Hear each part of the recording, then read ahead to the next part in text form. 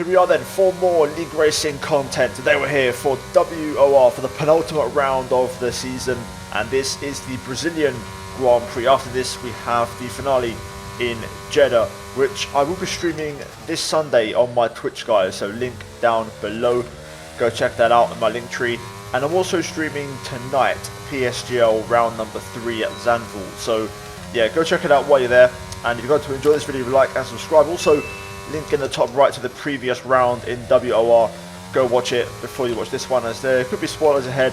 But yeah, all the plugs out the way, let's get into it. So, Brazil is an interesting track for me, one that I do enjoy, but I'm not the fastest, and half a tenth or a tenth here can be a huge margin, especially with the level of competitiveness nowadays in league racing. With that said, I done my practice. I was struggling to really get on the pace. You know, I saw people doing, high sixes, 106.9, 107.0, and I just could not for the life of me get below a 1:07.3. So yeah, that's my personal best, and that's what we're aiming for here today. Our first lap is a 1:07.5. It's not a bad banker. And to be fair, I was quite happy with that. That was a personal best banker lap. Usually my bankers are a bit slower and I have to bring my way up, but that was actually a really good first lap. On to attempt number 2 now, and we get off to the worst possible start as we hit the wall and get wing damage. So yeah, not ideal. We've got 4 sets of soft tyres. I went for the softer tyre allocation for this one, so yeah, we'll just save those tyres for the race as they'll have a bit less wear than other sets. So here we go, attempt number 3. Hopefully this one doesn't end up in the barrier. So, down to turn 1, braking and then turning into the center S, absolutely perfect through there, carrying the speed on the exit through turn 3, keeping it nice and tight to minimize distance and meters, because that is very key here when the lap time is so short. Into turn number 4, using all the curb on the entry and the exit as we now head uphill into the double rights. Important here to use all the exit curb, because that's also going to help widen the entry into the hairpin. And so far it's been an okay lap, but we somehow lose everything through there. I was 1.2 tenths up heading to the hairpin, and I lost it all briefly. Then I started to recover it back, but at the time I was baffled, and I said afterwards, I don't know how I lost that 1/10, 1.2 tenths, because it felt really good, and that kind of added to my frustration, to my lack of pace around here. Nonetheless, we kind of bounced around a bit on the delta and had a few improvements at various times. In the end, we don't really improve by much. We only set a high 4, which I wasn't happy about. So yeah, looking at the last lap, there's definitely, I'd say, about 2 tenths in it, at various times when we kind of found time and then lost it on the delta. So we're looking at maybe a high 2, mid 2 personal best if I can hook it all up. So here we go. Final attempt, braking after the 50, down to 4th. Once again, brake and turn in, short shift to 5th, get the drive out of there. We have a bit of a moment though on the exit and lose half a tenth, which really isn't good. Shake of the head, as that is a critical error that may cost us dearly. Into turn 4, not so much inside curb this time, focusing more on my exit, and I do find a little bit of time.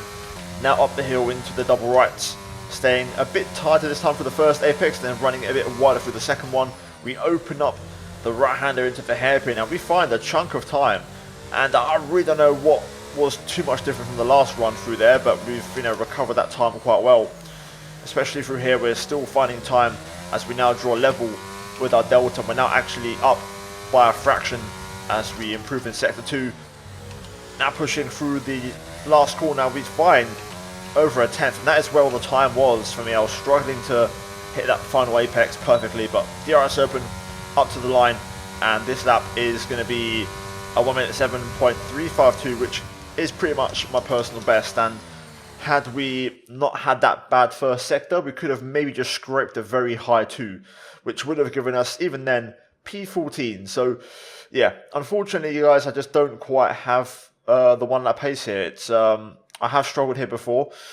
Half a tenth makes a big difference, and even still, I mean, if you look at the lap times, 19 cars covered by 6/10 is absolutely ridiculous how competitive that is. So yeah, it's red hot. Everyone's fighting hard. And yeah, even still, I think the race pace is going to be okay.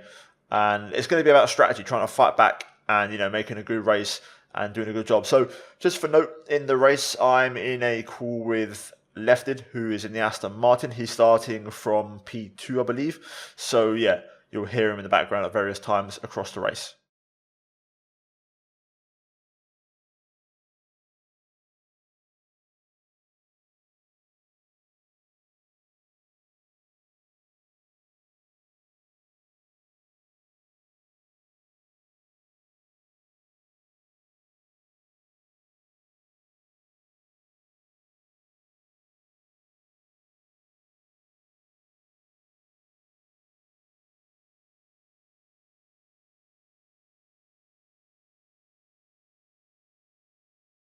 So here we are then, looking at the strategy. Now, I was debating what to go for. I'm actually going to start on the hard compound. Yeah, the game's telling me hard medium is the fastest. Well, medium hard.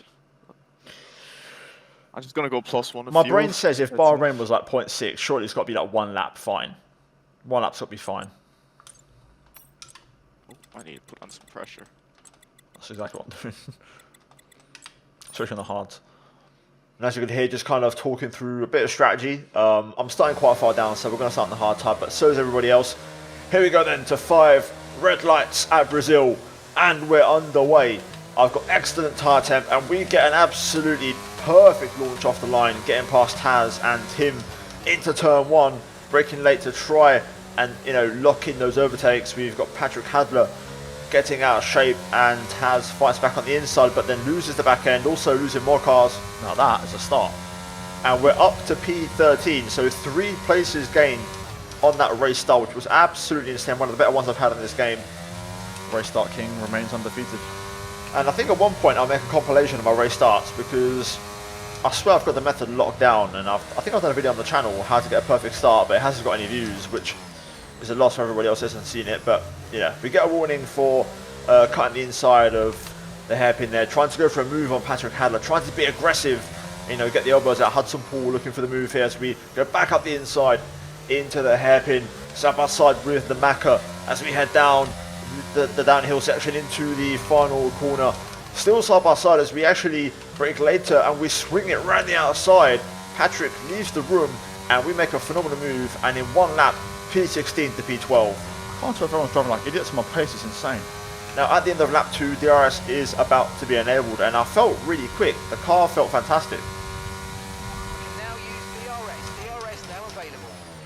Now I think there's a few things to this. So we have very high pressures, 2-click front, 4-click rear, which is maybe too high. I also forgot to turn down my front wing for the race from qualifying by 1 click. So what that's going to do is give us a bit more cornering, but a bit less straight line speed, and also less ability to recharge the battery, along with, I reckon, long term less pace, as once the tyres are up to temperature, less front wing is the way to go.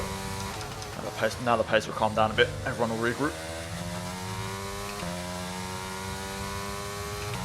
Oh, fuck's sake. Yellow flag. Spawn. Oh, fuck no. How? I don't know actually. Coming over the top of the hill. Yeah, but like not actually at the turning point. Like midway through the corner. Too much throttle. Probably, yeah. Oh, Just another one. Too much. That's the ice train broken now. This car's got to push. So a bit to digest there. So Lefted made a mistake, but it was a quick 360 flick and he got going once again. So we just lost a couple of places further ahead. But we did lose the Alpine, so we're up to P11 now. So we're up 5 places so far in this race. So very, very good start. At this point now, Mark Schluter started to push and pull the pace. And this is when I realised I didn't quite have the rhythm. And also I really was wishing at this point that I'd gone with a bit less front wing, because I had to use the battery to keep up in the straights. And also I wasn't able to recharge because of it. Partly because I was trying to keep up on the straights, and also the higher wing means you recharge less battery. That's how the game works. So yeah, I was running on absolute fumes as we have a moment there, and just a few struggles also starting to kick in. You know, a bit more front wing is also going to lead to more instability. Yeah, we just can't quite catch. We're not losing, we're not bleeding per se too much, even though we're not in, but this guy's not a battery, he's doing well to manage. Schluter's got some good pace. As you can hear me say there, Mark doing a good job because he's not flashing, so he's got plenty of battery left, and now lap 15 he has finally broken me. I don't have DRS anymore at this stage. After finishing the lost DRS now. That lap, the pace has gone up. And also left is confirming that the pace has gone up further ahead as the gap has grown to Nelson Alves and the leading pack. So yeah, this isn't good. We're dragging Patrick Hadler and Tim along behind us, but I just couldn't keep up. And I was trying to push it to recover, and by pushing... Oh, why's the car doing that? Oh, my right rear is on 101. I'm gonna go for it. And this is where my tyre pressures were also a little bit too high. So in hindsight, I would have made a few adjustments. Anyway, here comes Patrick. Train got bunched up a bit more, so I thought, why not? And Patrick makes the move then into turn 1. Also, Tim went into the pit lane that lap, so he's going for an early undercut, which is a suitable option around here. We've got Fionn McKee, my teammate for this race, in the pit lane as well. But we're just going to sit behind Patrick and try to recharge because I'm desperate to try and get some battery back, especially for the next stint, because I can get the wing adjusted in the pit lane, which will make a big difference. I'm just going to go long. Hope for a miracle. And also you hear me say I'm going to go long. The only good thing about having really high tyre pressures is that tyre wear is pretty low, so we can afford to, you know, go longer. We're approaching the pit window and you're going to be on mediums. So more cars in the pit lane then as we move into the top 5, still trailing Patrick. Maloney behind is actually getting pretty close here, and Patrick pits, and now Maloney. This is bad news. Maloney's going for the move into turn 1 up the inside. I don't really have anything to fight with right now, as I just don't have any battery, and he goes by. This is bad news for him because he qualified last and his pace isn't that great. I've just got no battery, I can't do anything. So why overtake me for that? Do you know what I mean? Oh, there's a mess. So yeah, bit of a scrappy sequence there. I was planning to make that my in lap, but because of the battling, it just didn't work out. Maloney ended up pitting at the end of lap 20. I stayed up for one more extra lap to try and have a clean in lap and try to extend, hoping for a safety car or a VSC, but it didn't happen. So in we go for the medium tyres. We're going to have much better tyres than everybody else for the remainder of this race though, which is good. So we've got to try and make it work. Missed my pull away. Oh, I'm fucked. Now the key thing in this one, like I said, in hindsight, if I can make some adjustments, Up to speed now, let's get some heat into those tyres. I would have made 2 changes. My tyre pressures, all 4 of them, down by 1 click, and I also would have reduced my front wing by 1 click.